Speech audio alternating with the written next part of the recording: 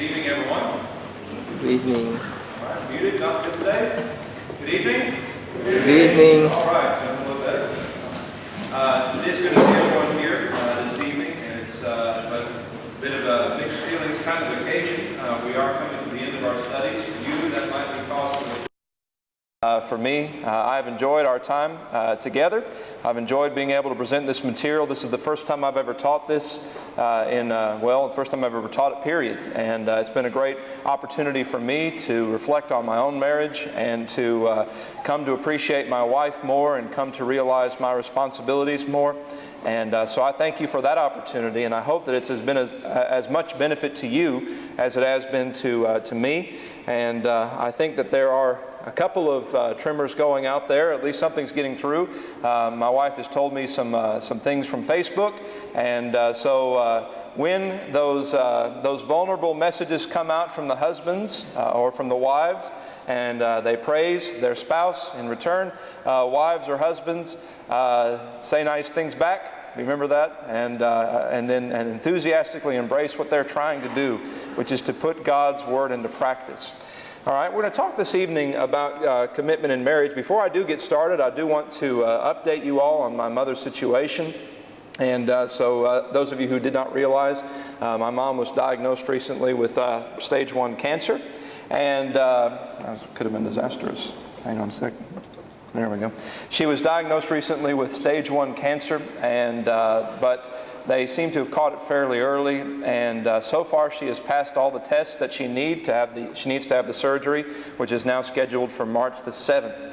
She is going to have one more major test tomorrow, another ultrasound, and they're going to ultrasound the heart and then the affected area, and get one final check, I think, and then if she passes everything with that, then the surgery will go through on March the 7th. So please keep her in your prayers as she goes through all of that. She has taken it quite hard, but knowing that you all are praying for her and knowing that people around the world are praying for her has helped.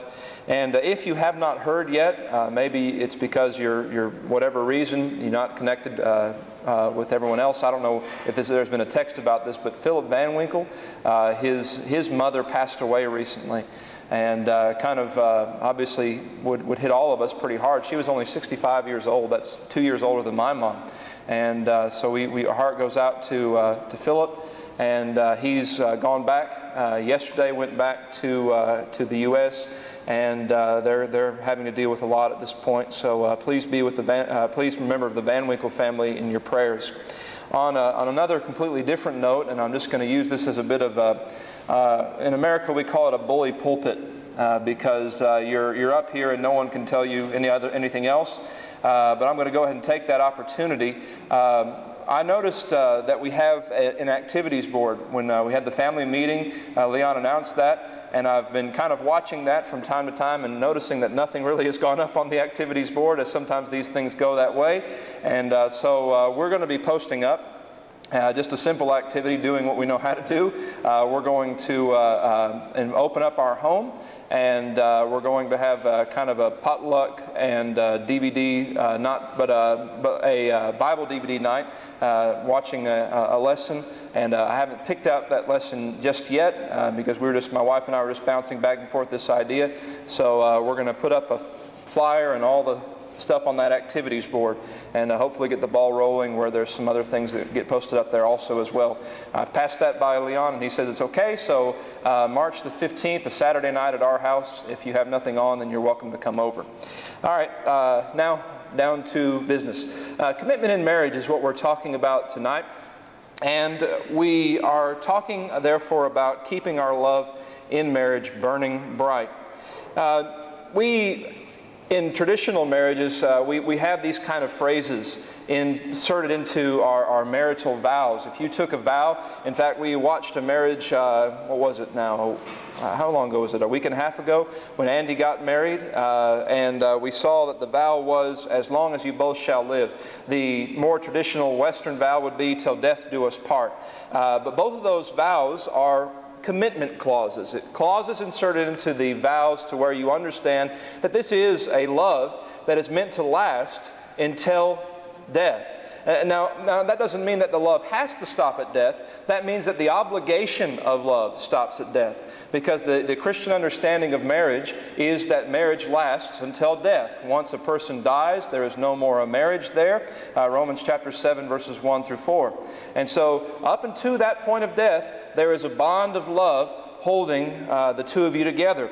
But there are some people, I think, when they say that vow, they mean that. But then as the marriage progresses along, it moves, it takes a different shape. It changes from being a commitment clause to instead being an escape clause. Which one of us is going to be free? And they look forward almost to dying. Well, it shouldn't be that way. It shouldn't be that we can't wait for our married lives to be over, or we can't wait for our lives to be over. We should long for that marital period to be prolonged, because in our view of it, as we began our studies with discussing, marriage should be the bud of which heaven is a blossom. That's the way it should be. And so it should be that you have in your marriage a piece of heaven. And that's the way you should view it. And you should cherish it, you should desire it, and it should be that if it were taken from you by death, that would be a terrible thing for you. Of course, as a Christian, you would find a way to navigate through those feelings, but it should not be this idea of relief or yay, it's over kind of thing. Commitment is more than that. It's more than just enduring. It's more than just lasting. It's much more than that. And that's what we're going to be talking about this evening. Is this an accurate picture of marriage? That as we get older, the communication decreases, the romance decreases, and the visits to the marriage bed decrease? Now there are, of course, with that last thing, physical limitations that come in, and married couples have different needs when they're younger as opposed to when they're older. But there are some people who just view this as being a part of life, that marriage is kind of grinding to a halt. It just kind of winds down along those lines. Well, that might be the way the world views marriage. That might be the way it's portrayed in television programs. That might be the way it's portrayed in movies. But that's not the way that God portrays it. That's not God's picture of marriage. That's not what He wants. And so is this a godly picture where over time communication decreases, romance decreases, married love decreases? And you say, Patrick, what does God care about romance? You're going to see what He cares about romance tonight. God does care. And He has put it in His book about marriage. And so along those lines, as we consider those things that are excellent, which has been our focus from the very beginning, as we consider those things that are excellent concerning the long-term view that we have of marriage, do we want to be that couple that somehow stays together? Just by, again, as we've mentioned in previous lessons, just by the skin of our teeth, we've scraped by, we've just managed to barely make it to the finish line, which thankfully is death, and now we're over, and we can well done, thou good and faithful servant, everything's been great. Well, that's how some people view this, but again, that's not how it should be. All right? It may or may not be sinful. Now, going further than that, it would at least be good. It would at least be good to maintain the love that you had while you were dating. And if this is not a needed teaching, then I don't know what is. Because I cannot tell you how many times I have seen in congregations around the world, people view the romantic, the emotional, the spontaneous side of marriage as being something that is just inevitably going to decrease. And how many times, as a young couple, we've heard people say things along the line of, my wife and I have heard people say things along the line of, oh, all of that's going to stop. All of that's going to come to an end. He won't do that. She won't do that. Well, that might be, again, how the world portrays marriage. But is that how God desires marriage? No. It's not how God desires marriage. The best possible thing that your marriage can be, the best possible thing that you can do, is to work, and it is work, to work so that the joys of marriage are like all of God's blessings. I had the students, I'm teaching the book of Proverbs, And teaching the book of Proverbs is like trying to empty an ocean with a bucket. You just cannot do it. You just cannot do it. The sea is too vast. You'll never be able to take all of the riches out of that book. But I had my students, we have them memorize verses, and I had to pick a few out of Proverbs. How do you pick from Proverbs? Well, one of the verses that I had them memorize is, "Whoso findeth a wife findeth a good thing, and obtaineth favor of the Lord." You see, marriage is a blessing from God, and I want my students to realize that.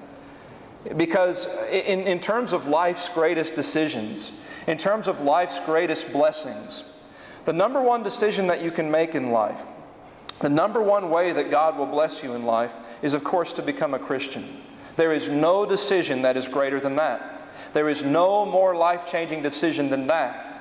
But second on the list, the second greatest blessing that God has for you in life, the second greatest decision that you will make in life is, 1, to be married, 2, who you will marry, and 3, what kind of marriage you will work towards. If you make the right decision on all of those things, you will have made the greatest decisions that you have ever made in your life, and you will have accessed the second greatest, or the second greatest decisions you made in your life, and you will have accepted the second greatest blessing that God has for you on this earth. If you find a wife, and ladies, on the inverse side, if you find a husband, you find a good thing. You obtain favor of our God. And it should be that as with all of God's blessings, what are they? They are new every morning. Great is our God's faithfulness. As he said in Lamentations chapter 3 and verse 23.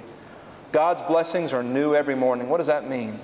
It means you wake up and the day doesn't begin with what terrible thing is going to happen to me today. The day begins with, what new and great blessing does my faithful God have in store for me today? And I pray that that's the way that we learn to approach marriage. What great and what wonderful blessing has God in store for me today from my spouse? And what kind of spouse does God want me to be so that my spouse can enjoy that same kind of blessing? Is married love doomed to decline? We need to talk a little bit about this. I've referenced it, but we need to talk a little bit about it. Because in terms of love, as you would know, our concept of love is rather limited. I say in 2 sentences, on the one hand, I love Indian food. On the other hand, I love my wife. And so our concept of love, at least in English, which is, my heart language, in English is very shallow. We use the term love to refer to any number of different things. And so because the term is so broad, that which says too many things ends up saying very little. And so we don't really understand it. Well, other languages have refused to allow love to disintegrate towards that. And they have allowed their understanding of love to be divided across several words. And such is the Greek language. Now, a lot of you probably would have gone through this study before, and you would have noticed how there are 4 words in the Greek language for the word love. Different people, depending upon who has taught this, some people might say that this is the bad kind of love. Well, it's not. It's not in the Bible, in the Word that I mean. It's not in the New Testament. The Old Testament wasn't written in Greek. I have an idea that had it been written in Greek, that you would find this word probably in the Song of Solomon. But nevertheless, it's not in the New Testament. That doesn't mean it's a bad word. It's been turned into a bad word.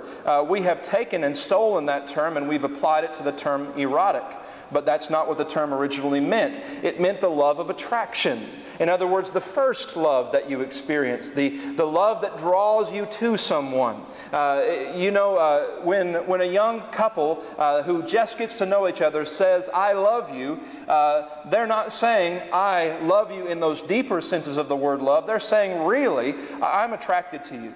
And so, like I said in previous lessons, we kind of use the word too carelessly, and sometimes, in fact, it's not really "I love you," but it'd be better understood if we were to translate that "I lust you," all right, in some of these young couples. But this is the first stage of love. It grows afterwards, hopefully, in terms of the marital relationship to philos, the love of friendship, the love of friendship. Now, of course, this is not exclusive to the marriage relationship. You can be a friend with anyone. And even Jesus, lovest thou me more than these? He ended up asking Peter if he did. In that third time, he asked, do you really friendship love me? Do you really philos me along these lines? Or phileo me along these lines? The love of friendship.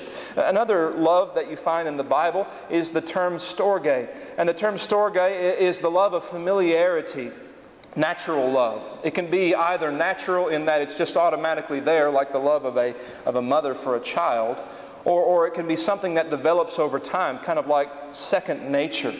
And so there's that kind of love. And then the final kind of love, which we know our God to be, is agape love, unselfish love, charitable love. In fact, in the King James, it's translated in 1 Corinthians 13 as the word charity. Because in charity, you give regardless of who receives, regardless of what they do, regardless of whether they give you back. And that's what that kind of love really is all about. A love that doesn't care what happens in response to it because it's just going to give.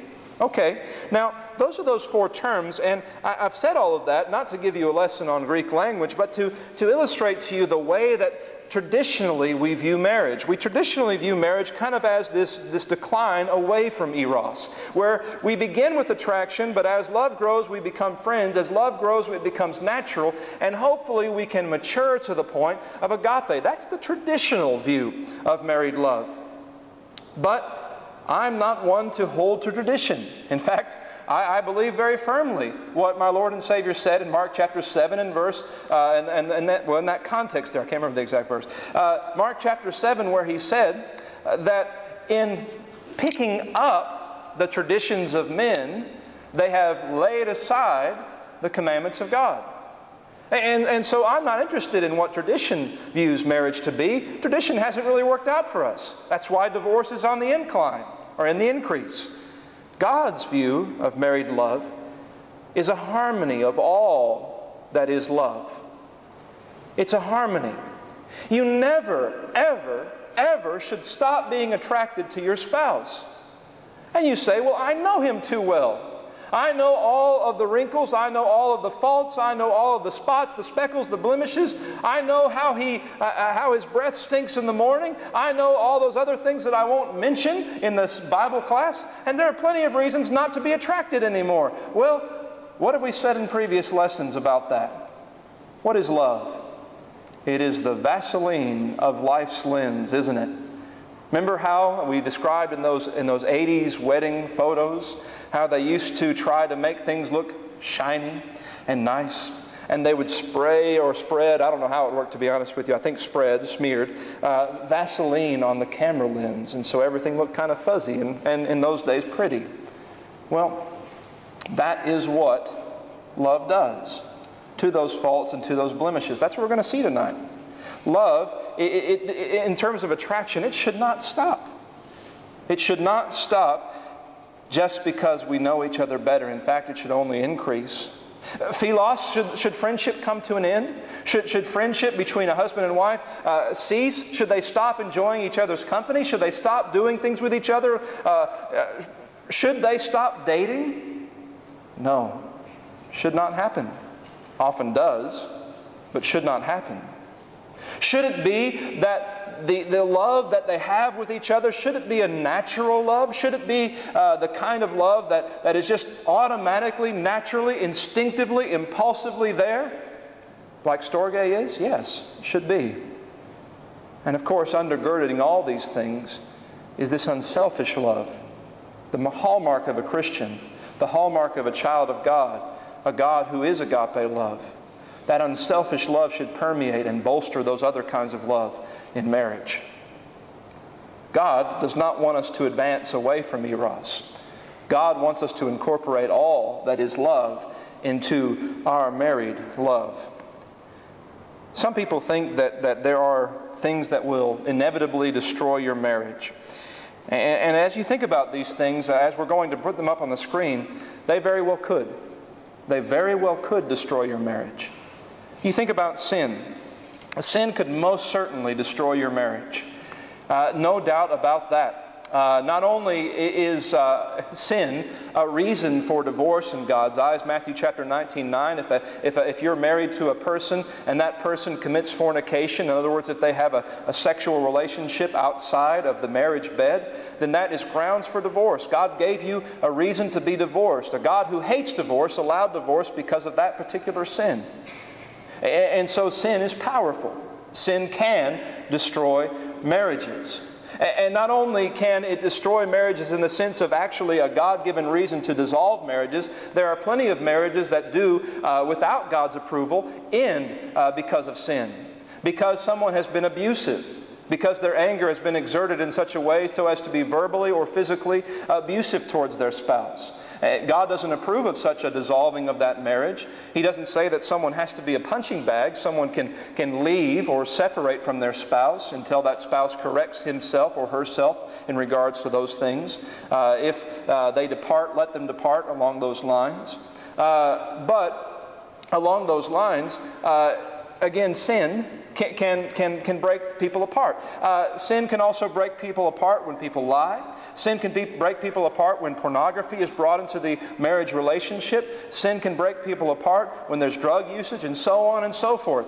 But here's the reminder to us all, if we haven't realized this yet, sin is going to be a reality of marriage.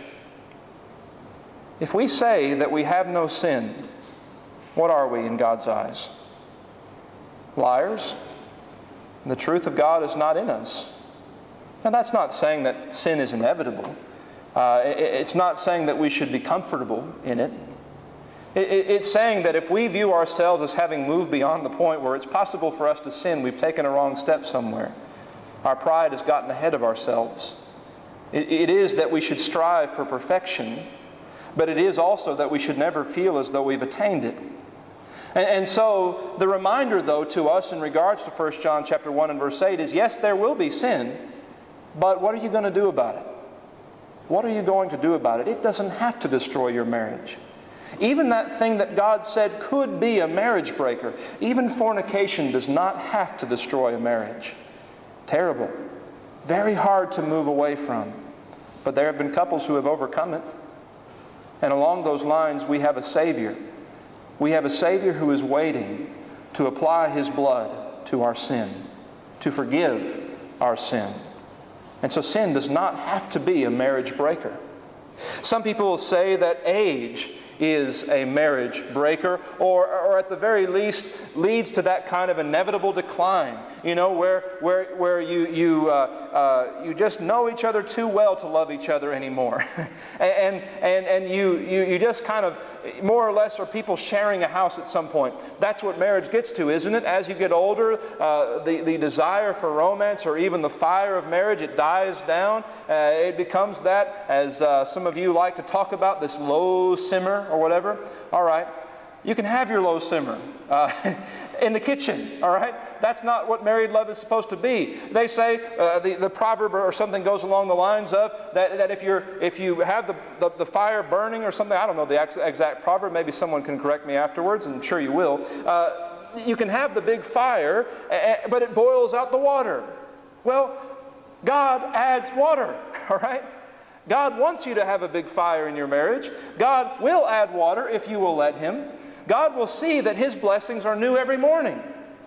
And so don't feel as though marriage has to be this low boil where I told her I loved her when we got married, and if I change my mind, I'll let her know. Where if later on, all that stuff that I did to win her, I've already won her. This is a point that I'm particularly passionate about, but it reminds me of a friend of mine named Billy Hayes. I love Billy, but I remember back in Memphis School of Preaching, everybody was noticing that, you might think I'm very far removed from these things, but was in pretty good shape back then. For those of you who remember 2005 when I came, I did a lot of working out, a lot of exercising. And the motivations for some of the motivations for that exercise was not altogether pure. I was obviously trying to make myself more presentable for a future spouse. And one of my classmates noticed that, and he stuck out his big belly And he said, I've already won the race. He doesn't have to keep running anymore. You see, I went to the gym and I ran like 3 or 4 times a week. He said, I've already won the race. It's over for me. Well, there are some people who view their marriage like that. I've already won her. She's not going anywhere. The old golden lasso. Lasso, what is it, lasso or lasso? You all maybe can correct me on my own English. I've caught her. She's mine now. It shouldn't be the attitude. It should not be the attitude. All right, I know that we like to joke about all of these things, but the reality is that behind the joke, there is some reality, isn't it? And if that's the way that you view your marriage, I've already won her. I don't need to continue to win her. I've already won him. I don't need to continue to win him. It's a very poor attitude. It's a poor attitude. And what we're going to see is, like it or not, people, as much as we want to smile and get away from it, it's not God's attitude. It's not God's attitude. He does not want age to be a factor in tearing apart your marriage. In fact, I appreciate the attitude of Caleb, and I wish that people would have this attitude towards their marriage. In Joshua chapter 14, verses 10 through 12, Caleb was 85 years old. He had wandered through the wilderness for 40 years waiting and waiting and waiting, and his body had gotten old, waiting for the mountain that was supposed to be his inheritance in the promised land. And he waited and waited, and finally it was time for him to have it. But he was old now. But how did he view himself relative to the challenge that was set before him? Look at Joshua chapter 14. Joshua chapter 14. How did he view himself in front of that big mountain full of giants? How did he view himself? In chapter 14 and verse 11, as yet I am as strong this day as I was in the day that Moses sent me. That's 40 years ago when he was one of the 12 spies. I am as strong this day as I was in the day that Moses sent me. As my strength was then, even so my strength is now for war, both to go out and to come in. Now therefore give me this mountain. Don't let age destroy your marriage. And if you're old, don't let age be the thing that keeps you. You might say, well, it's too late for me. It is never too late for you. It is never too late for you to enjoy what God wants you to enjoy in marriage. It's never too late for you to change who you are and how you act in marriage. It's never too late for your spouse to respond to that over time. At first she'll say, what are you doing? You're acting strange. Why are you giving me flowers? Why are you taking me out? What's going on here? This is not normal.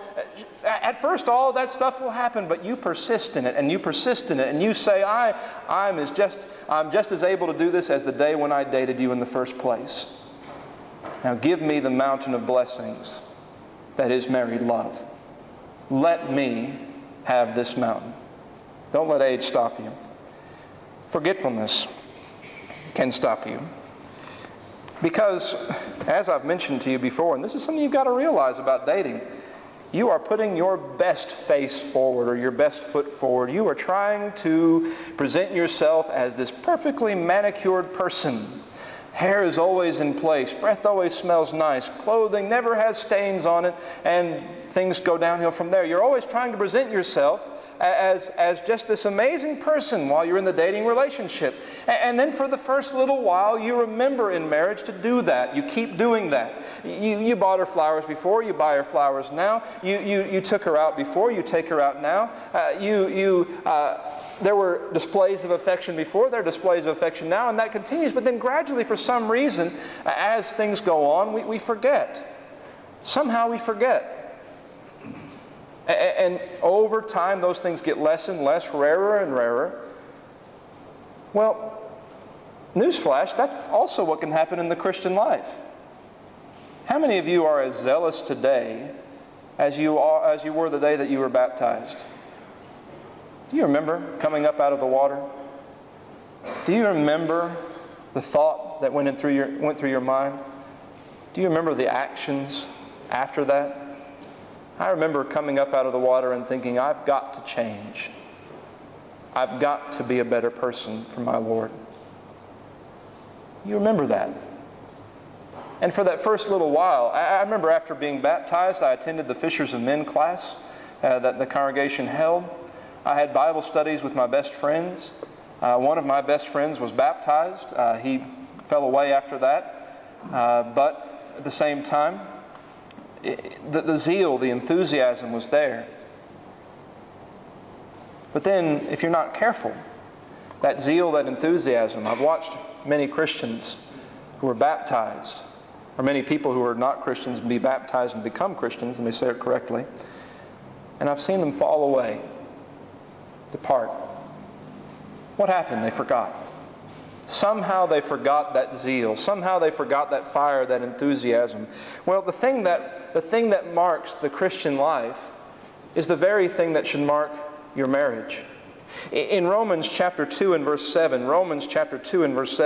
I love this description of the Christian life, one that doesn't often get brought up.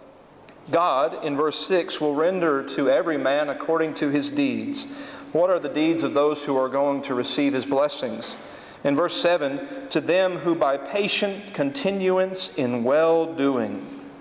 What a beautiful picture of Christianity. Patient continuance in well-doing. That should describe your Christianity. And if you are a Christian, your marriage, the way you behave yourself is under God's eye. He does care how you behave yourself in marriage. He wrote about it in Ephesians chapter 5. And so that should apply to your marriage as well. Patient continuance in well-doing. Do not forget. Do not forget. You don't have to. You don't have to as a Christian, and you don't have to in marriage. Downright laziness can sometimes be the problem, though, to be honest. Because it's hard. It's hard to keep up all that it takes to really, really be that kind of person. There are days when you come home and you're too tired to fulfill your spouse's needs.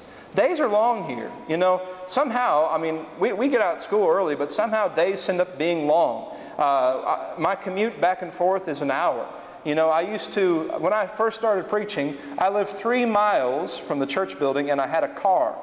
And so it literally took me 5 minutes at the maximum to go to the church building, to the office. And then all of the members that I cared to visit were within about a 20-minute drive of my house. And so everything was so convenient, so easy. And you come over here and it takes an hour to go 12 kilometers. Why does it take an hour to go 12 kilometers? I don't know. I have no idea why it takes an hour to go 12 kilometers, but that's how long it takes. And then if I want to bypass that, I ride my bike, and it takes me still 35 minutes, and I come home and I'm soaking wet, and so I've got to take a shower, and so there's my hour again. All right? So I understand that there's pressures in life here. Somehow you just feel tired at the end of the day. I get that. All right. But don't be lazy. The effort that you put into your workplace, the effort that you put into filling up your bank account with dollars. Well, have you heard the song, Money Can't Buy Me Love? We're going to actually see that later on in this book. This is going to say the same thing. All of the riches in your house can't buy love. And so do not be guilty of putting your work and your effort into things that do not matter, ultimately do not matter, and not put your work and your effort into the thing that truly does matter. Exercise yourself into godliness. Exercise yourself as it relates to your marriage relationship. 1 Timothy chapter 4 and verse 7.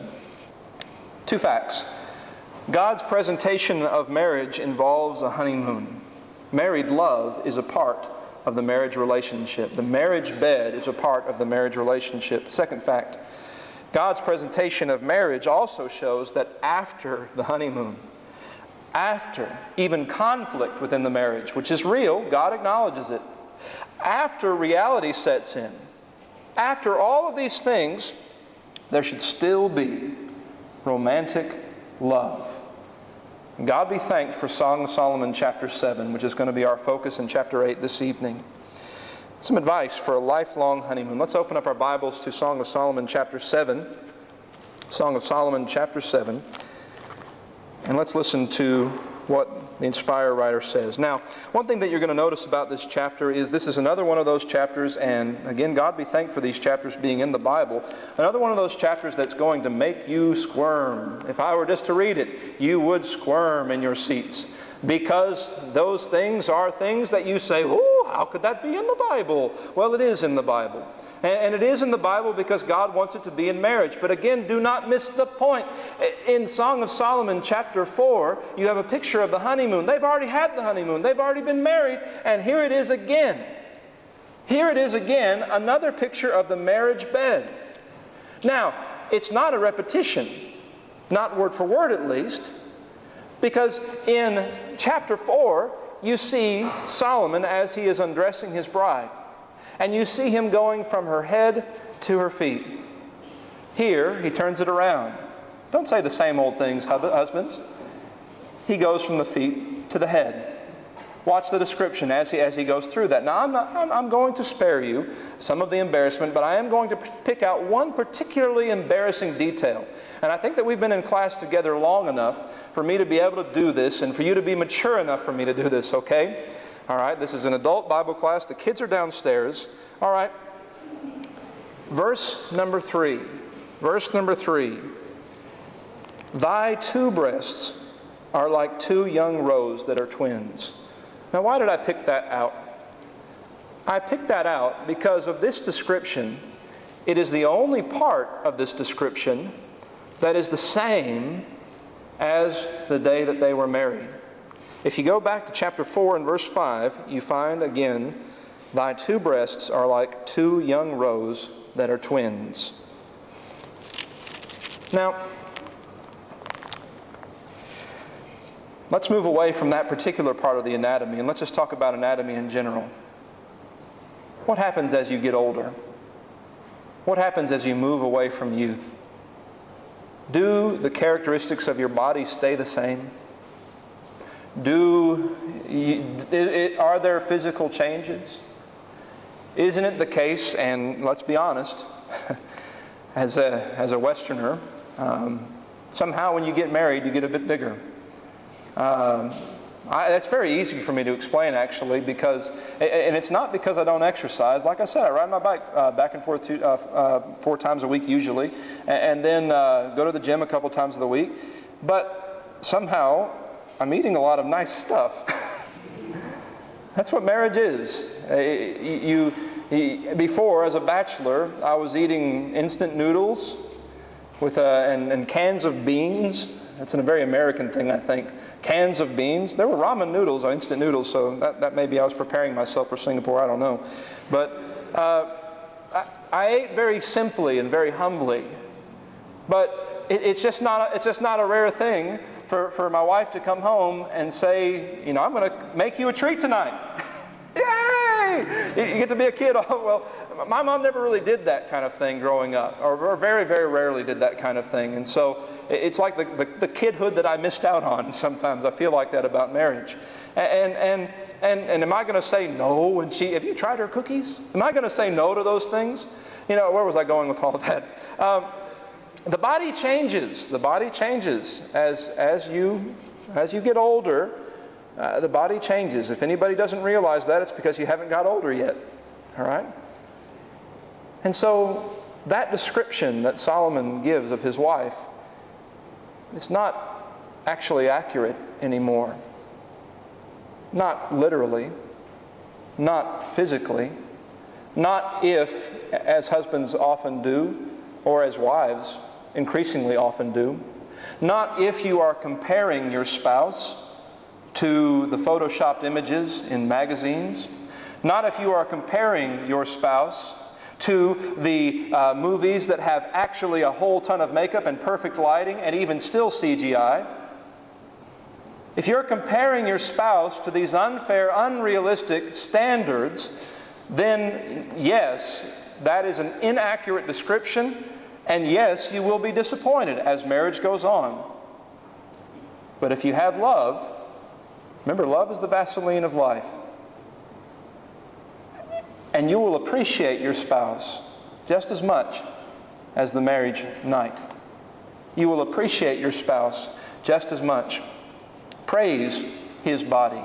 Praise her body. Love them as you loved them. Do not allow familiarity to change that. You're not going to say all the same old stuff over and over and over again, then it's not real. You're going to change what you say, but the sentiment is going to be the same, and even some of the things that you are going to say are going to have to be the same. Don't be that kind of person, the husband that says, I wish you were this size that you were when you were married, when you got married. Don't be the kind of wife that says, you can't fit into those pants anymore. Don't be that kind of spouse. That doesn't help anything. All right? Ladies, if you want him to lose weight, then feed him healthy food. And don't scold him or tell him things. Just put it on the table. And he goes, oh, what's this? Oh, I thought we'd try this together. And he'll be too lazy to make anything else, so eventually it will work, okay? All right?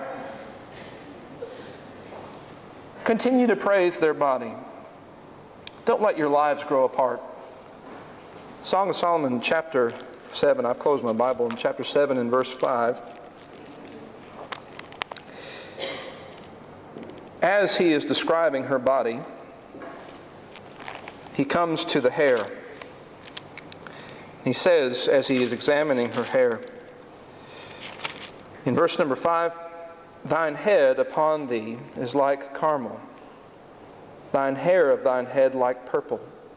The king is held in the galleries. Now that doesn't quite make any sense in the King James Version. One of the reasons I think people don't study the Song of Solomon is because the King James, to be honest, is not a very good translation in this part of the Bible. It just doesn't carry the meaning so many times. I think some of it was too hard to translate, too different from the rest of the Bible, and maybe sometimes they just didn't feel comfortable translating it as it was. But what it actually says in the American Standard Version, thy head upon thee is like carmel, the hair of thy head like purple. You're high and lofty in my eyes like a great mountain, Carmel. Your head is like purple, the finest of the cloths. The king, he's talking about himself. The king is held captive in the tresses thereof. If you don't know what a tress is, or what tresses are, I should say, I remember when I was younger, I played a game called Carmen Sandiego. I don't know if you ever heard of that game or not, but you would have to track criminals from around the world. And one thing that always puzzled me is you would gather clues about the criminal, and every now and then they would tell you that the person had mahogany tresses. And as a child, I remember being very puzzled at what that was. Well, so I can appreciate it if you don't understand what that means. I've told all that story for no real purpose. But tresses is hair. And so he looks at her hair, and he says, your hair captivates me. Your hair holds me captive. Ladies actually would love to hear that. I know that in this part of the world, ladies are very conscious about their hair. I've heard a lot of people say things about their hair and about not liking it or these kind of things, and I'm held captive by your hair, is what the husband has to say. Going back to that in verse number 6, how fair and how pleasant are you, O love for delights. He views himself as being held captive by the love of his wife. Now, what are her thoughts about him? Go down to verse 10. How does she, after he gives her this glowing description, well, guys, if you do this, it will work, all right? In verse number 10, as she responds to him, I am my beloved's. And why does she realize that? Because she says, his desire is toward me. I am my beloved's, and his desire is towards me. Ladies want for their husbands to love them. Ladies want for their husbands to say nice things about them. Physically, mentally, emotionally, intellectually. They want praise. They want to be told nice things. Say nice things. And the same thing is true of husbands. Ladies, husbands want to hear nice things about them. We are a very critical society in general, but in Singapore, we're a very critical society. We all can lapse into that. But let not criticism come into the marriage bed. Let not criticism come between husband and wife. You can criticize other things. You can complain about the commute to work. You can complain about how somebody cut in line. You can complain about whatever else in the world you want to complain about, but not your spouse. Let it go and apply the Vaseline that is love. Continue to date one another. This will help, I promise. In verse number 11, "Come, my beloved, let us go forth into the field. Let us lodge in the villages." What are they doing? They're going on a vacation. They're spending time with each other. "Let us get up early to the vineyards. Let us see the vine, if the vine flourish, whether the tender grape appear, and the pomegranate bud forth. There will I give thee my loves." I thought that only happened on honeymoons. This is after the honeymoon. They're going on vacation. And there is going to be an exchange of loves. If you don't know what that means, I'm not going to explain it to you. All right? Do that. Have dates. Take each other on trips. Don't allow that honeymoon to be something that 30 years down the track, you look back at that one shining, brief, bright moment in your married life, and you say, well, I wish I could live those days again. Live those days on a regular basis. On a regular basis. Continue to date one another. And finally, value both spontaneity and nostalgia. What does that mean? Those are a couple of big words. Spontaneity and nostalgia. Well, spontaneity, new things. Value new things, surprises. But at the same time, value nostalgia, old things. In verse number 13, the mandrakes give a smell, and at our gates are all manner of pleasant fruits, new and old, which I have laid up for thee, O my beloved. New and old. When was the last time you surprised your spouse? When was the last time you surprised them positively? Not, "You'll never believe what the bill says." That might be a surprise, but that's not a good surprise, okay? All right? When was the last time you surprised your spouse? A trip away, a gift, a compliment they weren't expecting. Just out of the blue, you did something that was positive that they did not expect. When was the last time that happened? There's a lesson, and if you want to have this lesson, I would recommend getting it. It's something along the lines of, I'm going to fabricate a number. I can't remember how many, but there was at Polishing the Pulpit, which these are very practical lessons. You can go online and you can search for these lessons that they have, and I've recommended them to you before. But there was a preacher who did a whole thing during this, if you call it a lectureship, it's a lectureship kind of thing. But he did a whole lesson on how to surprise your wife. Men are dumb. They don't know how to do these things sometimes. And if you don't know how to do it, then you can go to, my wife uses this website all the time to do things, Pinterest. Go to Pinterest. And people have pinned up little arts and craftsy ideas. Men, go on to that website. Ladies, go on to that website. Look up surprises for spouse and see all the things that pop up and along those lines. My wife made me, when we had to be apart, which we didn't like, by the way. We had to be apart for a couple of weeks in December, where she went to see her parents and I went to see my mom. She packed into my suitcase a little box, and inside that box was a deck of 52 cards. And it was the 52 things that she loved about me. And she had decorated the cards, and just very nice. Now, I've ruined that surprise for you. You can't do it anymore. Maybe if your spouse is downstairs, you can still do it, all right? Or wait about 5 years and they'll forget, okay? But you know, you unlock that, and the moment I saw it, I said, Pinterest. And I went to her and I said afterwards, Pinterest, and she said, yeah. But still, it's a good idea. And you know, I looked at that and I flipped it and looked at it again, and it made me feel good. And when I came back, I was ready to see her.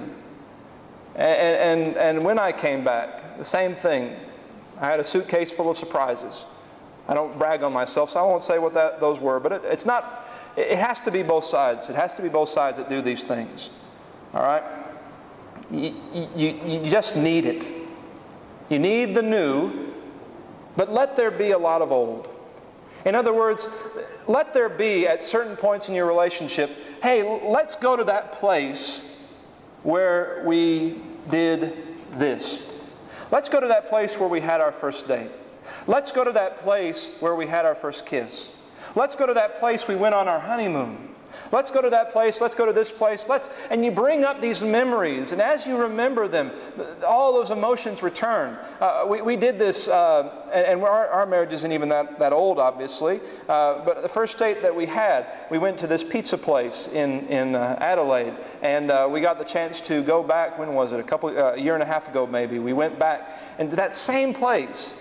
And all those memories come flashing back, and you remember how she was, and she remembers how you were. So bring out the old, bring out the new, and have these things ready to continually fill your marriage with good things. Strange request as chapter 8 opens up. Oh, that thou wert as my brother. What? Oh, that thou wert as my brother that sucked the breasts of my mother. Well, they say things differently back then than we say them, for sure. Remember, this shouldn't surprise you. Do you remember the lady who, I love this story, the lady who Jesus is up there preaching, and the lady shouts out, "Blessed are the paps that gave thee suck." And Jesus is like, "Yea, rather blessed are those who hear the word of God and keep it." They said strange things back then along these lines. And so she says, I wish you were my brother, that so when I find you outside, when I find you in public, I would kiss you, and I would not be despised. What's she really saying there? Well, fact number one, much like today, there was no taboo against siblings showing public affection to each other.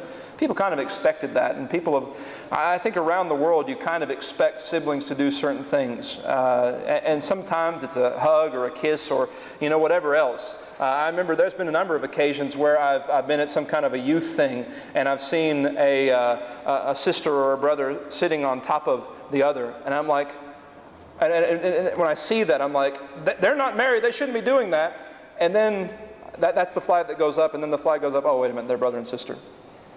And so even that happens. I don't know if you've ever experienced that, but that's generally the case, where they're allowed to do that. But unlike today, at least among the younger generation, I think that the older generation still thinks that this is not okay, but there was a taboo against married couples publicly displaying affection. And so what's she saying? I wish you were my brother so I didn't have to hide. I wish you were my brother so you didn't have to hide. Shulamite does not want to hide her love for her husband. The times in public are times too long spent in between showing their love. Now this is not, and let me remind you, this is not about dating. This is about married people. But there was a preacher, and granted from a denominational church, but a preacher did a survey of his various youth, and he found that 90% of the youth he surveyed could not imagine their parents having sex. And where did that come from? It came from the fact that they never saw their parents exchanging any kind of affection. Never. And so you have heaps and heaps of affection where it shouldn't be in dating, and you have no affection where it should be in marriage. She doesn't want to hide. And you know what? The King James says his left hand should be. That's in italics. Should be under my head. His right hand should embrace me. Well, King James translators, I know you didn't like it, but Solomon ignored the taboos and God recorded it. His left hand is under my head, and his right hand embraces me. Now, don't go over the top with all of this. That will make some people very uncomfortable, all right? But hold her hand. Put your arm around her. Let people see that you love her. Men, she'll appreciate that if she's anything like the Shulamite woman. She might think it's weird at first, but eventually, hopefully, you all can display what should be displayed? Married love. Because how in the world are we going to do what Hebrews chapter 13 verse 4 says if there's no example of it? Let marriage be had in honor among all. How are we going to hold marriage as being honorable when all we ever see are couples who we can barely tell are with each other? We've been to congregations before, and we've gone in, and we've gone there a few different times, and then all of a sudden it will be revealed that he is married to her. And we're like, I never would have guessed that in 1,000 years. I never saw them together. I never saw them even talk to each other. And they're a married couple? Should it be that way? Well, you decide. This might be Culture Shock 101 for all of you. I'm sorry if it is. But Solomon ignored the taboos and God recorded it. This is the way that marriage should be. You see, after he does that, what does she say? Daughters of Jerusalem, do not awaken the love until it's time. This is the way it should be. Don't settle for anything less but a godly marriage before or after the wedding. Do not settle for anything less. What does married love create? What does married love create? I'm going to tell you 4 things that married love creates. First of all, married love creates a permanent seal. Set me as a seal upon thy heart, as a seal upon thy arm. Wear her like a seal upon your arm, like a coat of arms on your armor.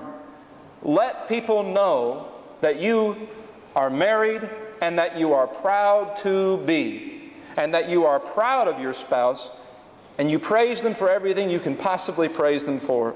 Set me as a seal upon thine heart, and as a seal upon thine arm. And what is a seal? That which cannot or should not be broken. You seal something, and it's closed forever. And that's the way that love should be. Divorce is not an option for Christians. Second, what is love? Or what does love produce, rather? Love produces godly jealousy. Love is as strong as death. Jealousy as the grave. That's parallelism. Love and jealousy are intertwined with each other. And you say, how could love be intertwined with jealousy? Jealousy is bad. Well, if you think jealousy is bad, you don't know our God. Because I, the Lord, God said, He said, I am a jealous God. He is jealous over us. He doesn't want to share us with any other gods. And it should be like that. You do not want to share your spouse with any other person. They are yours and yours alone. And you want to keep them, you want to protect them, you don't want to see any harm come to them, physical, emotional, or otherwise. That's the way it should be. It creates godly jealousy. Third, it creates unquenchable perseverance. Unquenchable means cannot be put out. Many waters cannot quench love, neither can the floods drown it. And so even when the storms of life come, the kindling fires of love will not go out. God is not going to put the water onto your fire. He's going to put the water into your pot. Let the fires burn high. Don't let them simmer. A priceless treasure. If a man would give for love all the wealth of his house, not a fair trade, all of the wealth of his house, he would be utterly despised. Not a fair trade. All that you have is not worth what you have in married love. Number 1 blessing in life, being a Christian. Number 2 blessing in life, having a spouse. Even better, obviously, if that spouse can be a Christian. Much, much better. Some closing pieces of advice. We'll give you 2 as the book closes out. First of all, listen to those who love you and save yourself from marriage. Song of Solomon chapter 8 now in verse number 8. Song of Solomon chapter 8 and verse number 8. As the book wraps up, you get a bit of a flashback. Sounds strange to us, I know, but remember they say things differently back then. We have a little sister. Do you remember how earlier on in the book the Shulamite described how she had to work in her family vineyard and how that had made her very tan or dark-skinned? Back in chapter 1 and verses 5 and 6, how her mother's children back then were angry and they made her the keeper of the vineyards. Well, even though the brothers made the Shulamite tend the vineyards, they were very protective of her sexuality. They were very protective of her chastity and her purity. And so they said of their little sister, very strange as we might think, we have a little sister and she has no breasts. What is she? She's young at this time. All right? Puberty has not yet hit. Well, what shall we do for our sister in the day when she shall be spoken for? What can we do to prepare her to be married? Well, if she be a wall, we will build upon her a palace of silver. And if she be a door, we will enclose her with boards of cedar. We are going to beautify our little sister. We are going to beautify her, and we're going to make sure that she understands that this is something that is to be kept for marriage. We're going to board up the doors. No one's going to come through. Our father's not around. It doesn't matter. We're going to ensure that she stays pure until marriage. And what happened as a consequence? In verse 10, Shulamite speaks, I am a wall, and my breasts are like towers. She's grown up, but she's grown up with honor. She's grown up with honor because she saved herself from marriage. And what did that result in? Then was I in his eyes as one that found favor. If you want a godly good man, ladies, save yourself for marriage. If you want a godly, good woman, men, save yourself for marriage. And then, once you are married, offer everything that you are and everything that you have to your spouse. And you say, I'm supposed to give that to God. Yes, God says to give it to your spouse. And the two of you, as you do that, will ultimately, I promise you, in the process, bring glory to God. It doesn't mean you skip worship services to take her on a date, by the way, okay? Let's not. First, number 1 and 2, okay? All right, anyway, as it closes out, verse 11, Solomon had a vineyard at Baal Hamon.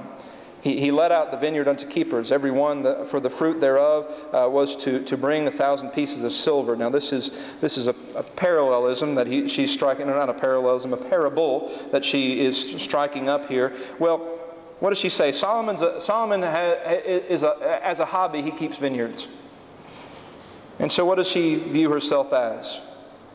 My vineyard, which is mine, is before me. Thou, O Solomon, must have 1,000. You deserve everything that I have, and even more. Even the people who work for you, she says, even they deserve to be blessed for being around you. They deserve 200. Everything that I have, everything that I am, I give to you. Thou that dwellest in the gardens, the companion, hearken to thy voice, cause me to hear it. Make haste, my beloved. You ever heard the expression, hurry home, honey? Make haste, my beloved, and be thou like to a roe or to a young hart upon the mountains of spices. And again, that's imagery which, if you read the rest of the book, will point you to what she is describing. Let it be that when you are parted from your spouse, it is not cause for rejoicing. Let it be that when you are apart from your spouse for a period of time, that you are not happy to be so. I know that we joke around about this. I've even heard the jokes here. It's not unique to you. I'm not picking on you. But we've all heard these jokes where, where when the wife is away, the husband gets to play. That kind of thing. Well, please, leave those jokes to the world. Let them have ruined marriages. All that you have to give to your spouse. And love her as you should. Love him as you should. And thank you for your attention.